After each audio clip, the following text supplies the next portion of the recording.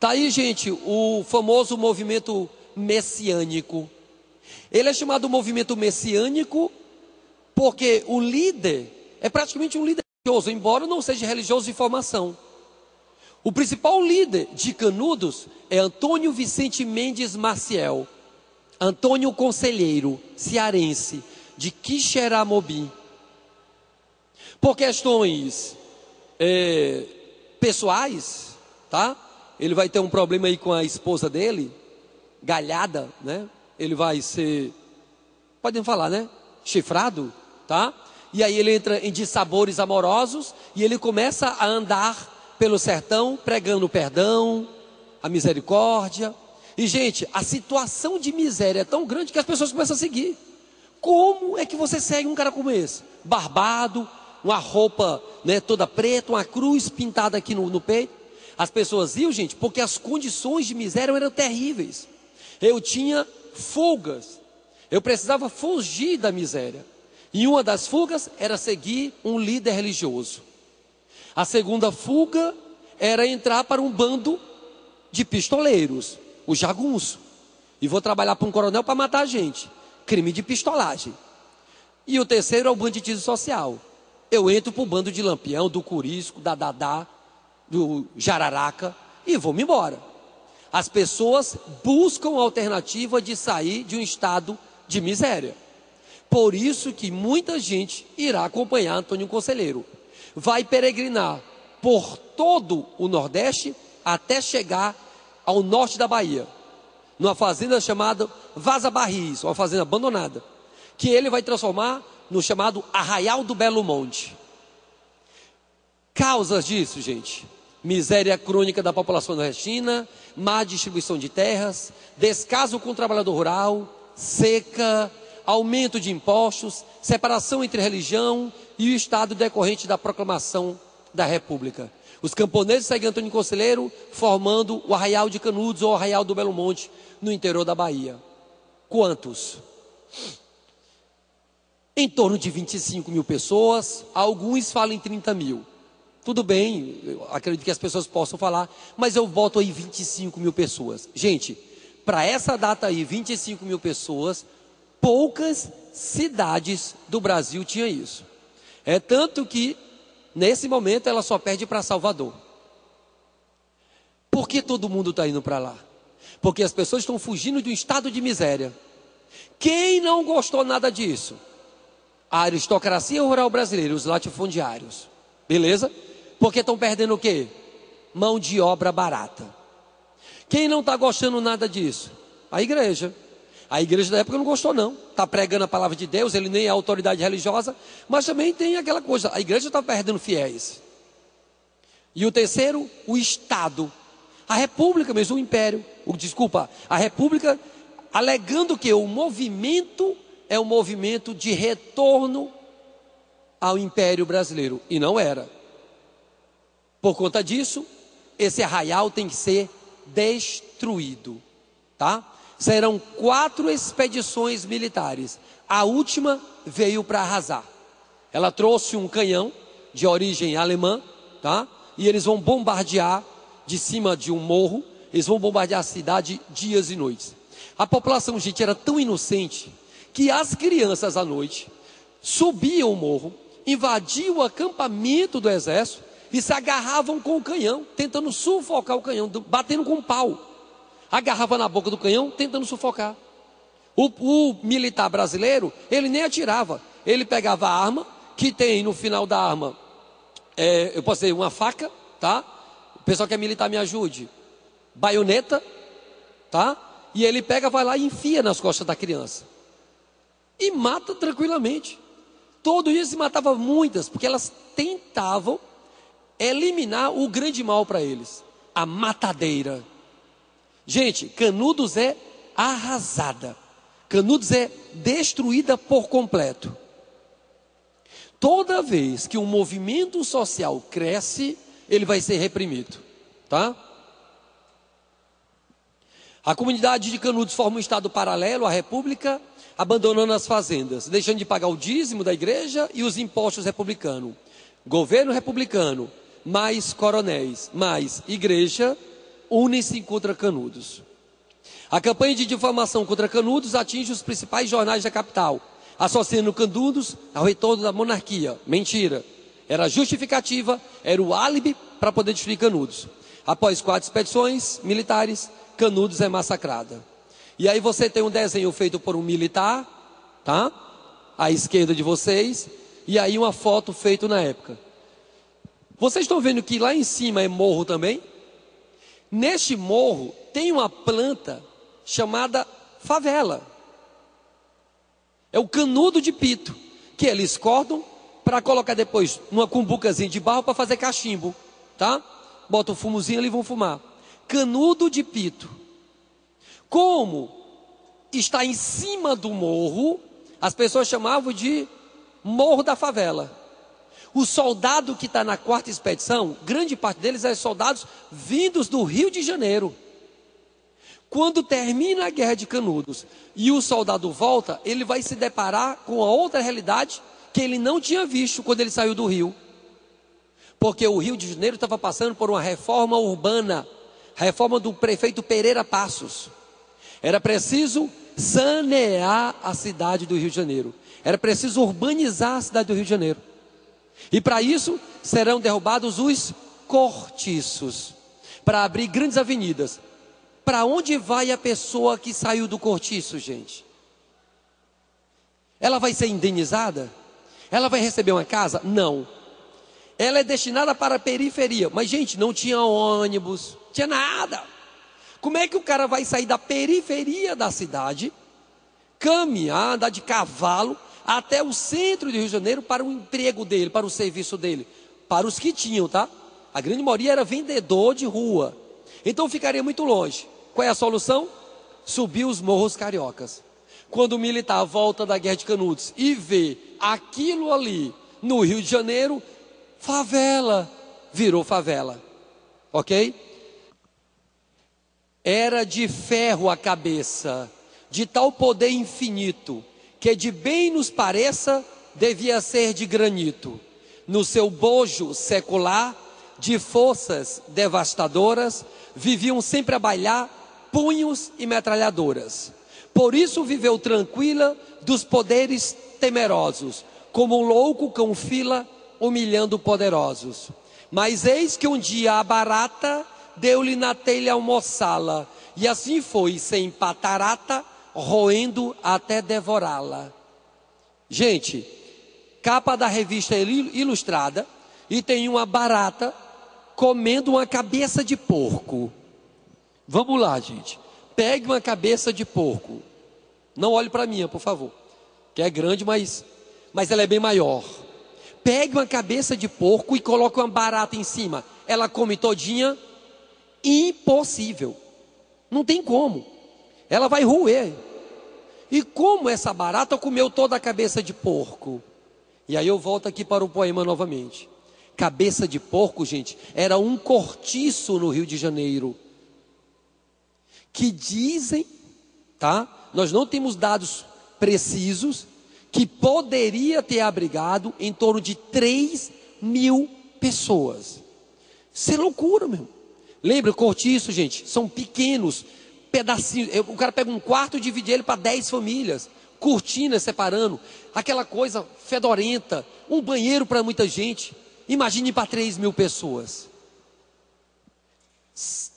Por que ela não era destruída? Está no poema. Um poema desse cair no vestibular, você tem que saber. Por que eles nunca conseguiram destruir, gente? No seu bojo secular, de forças devastadoras, viviam sempre a bailar punhos e metralhadoras. Meu amigo, quem é que entra no local como esse e dizer, eu vou derrubar a casa de vocês? Com 3.000 pessoas dentro, armada. Não tinha perigo, pessoal. Ou seja, o Estado carioca, a cidade do Rio de Janeiro, ela não conseguia debelar aquilo dali. Mas o Rio de Janeiro precisava passar por um processo de saneamento. Havia muitas doenças. Sabe por que a barata vai comer? Porque barata era o prefeito do Rio de Janeiro. Prefeito Barata Ribeiro. E o que é que ele faz para derrubar o cortiço? 136 policiais, guardas municipais, corpo de bombeiros e um aparato que nunca se viu antes. E o cortiço vem abaixo. Só para você ter ideia, a ala norte do cortiço, quando começou a ser destruída, eles achavam que já tinha saído todo mundo. Quando começa a sair centenas de crianças. E veio abaixo mesmo, porque era preciso abrir uma avenida. O mais interessante é que no local ao lado agora, onde havia o cortiço, tem um restaurante, tá? É o Cabeça de Porco. Na verdade, é o Porcão. Restaurante mais badalado do Rio de Janeiro, onde os globais vão comer. Mas é em referência ao Cabeça de Porco lá do Rio de Janeiro.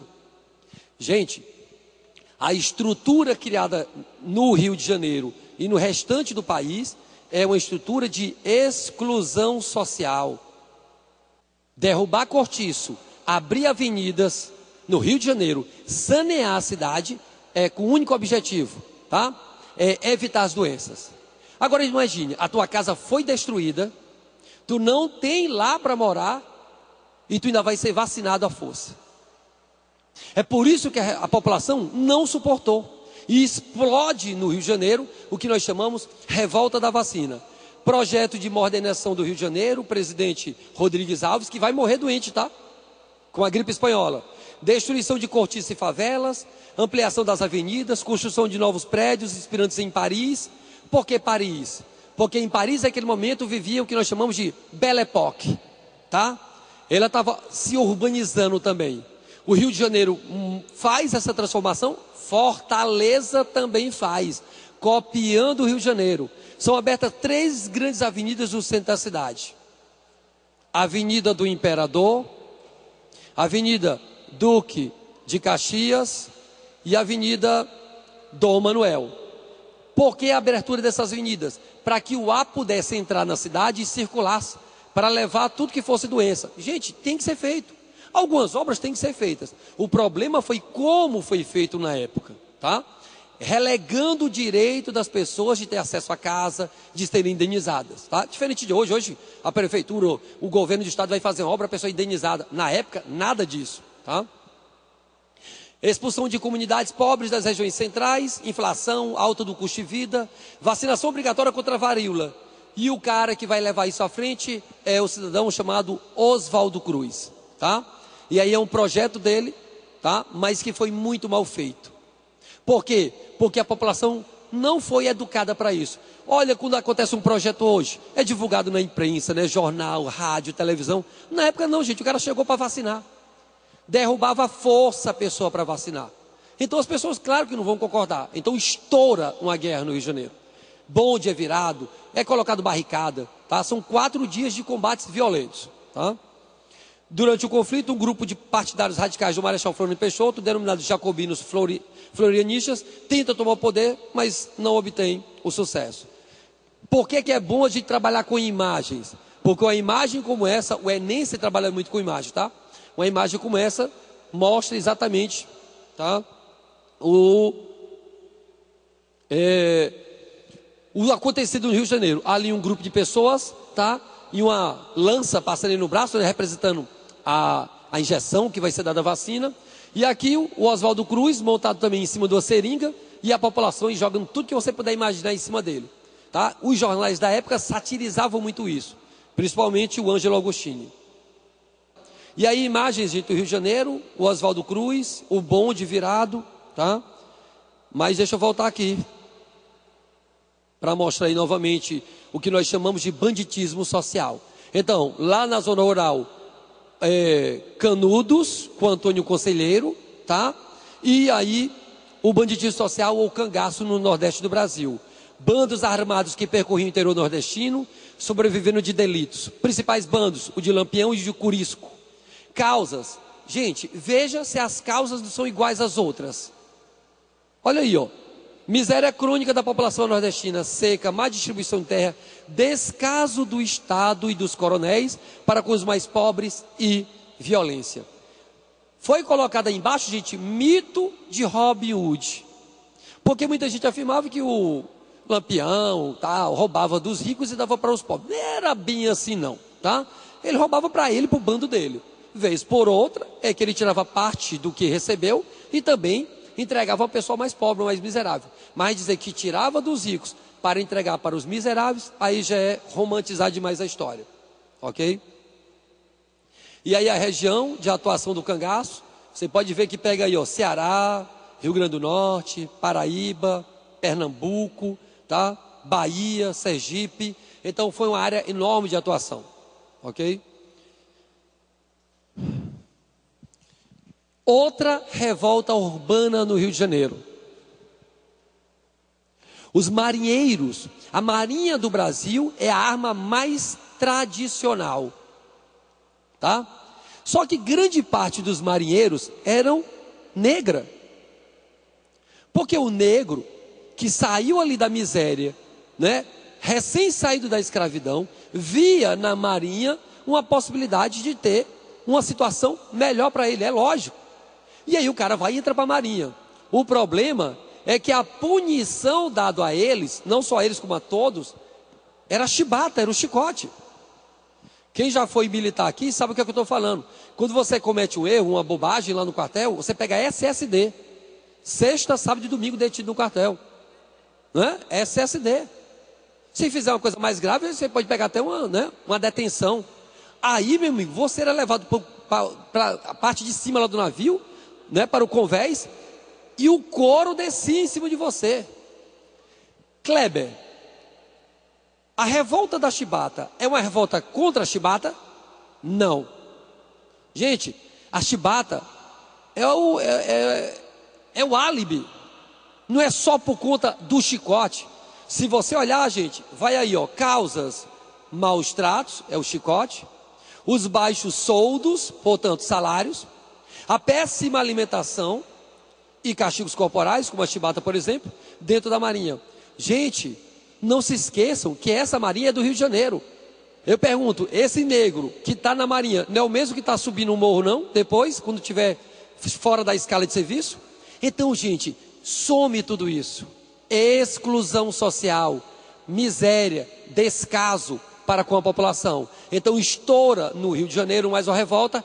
Esse cidadão aí é o João Cândido, é só um soldado, que vai ser apelidado de almirante, o almirante negro. Tem música em homenagem a ele, tá?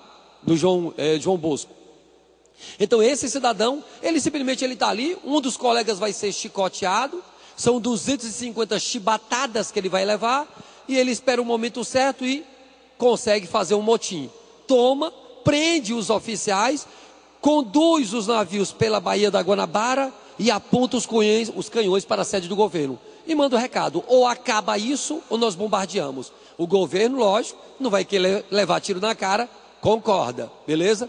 Terminada a revolta, eles entregam os navios, todos são presos.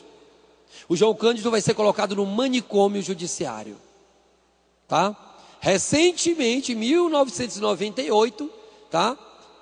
Desculpa, em 2008 é que o pessoal aceitou a condição dele, né? Hoje tem placas em homenagem a ele, tem uma estátua lá no Rio de Janeiro em homenagem a ele, mas demorou muito, ok? Marinheiros tomam 2 navios e ameaçam bombardear o Rio, caso continuasse o castigo na marinha.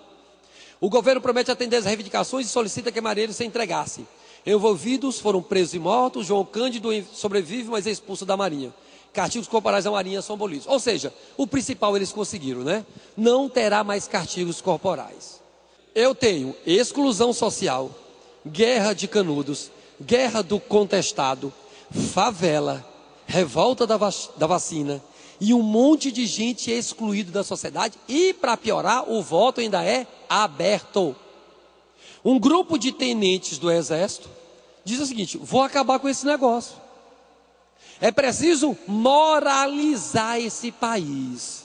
É preciso acabar com o voto de cabresto. É preciso acabar com o curral eleitoral. É preciso consertar.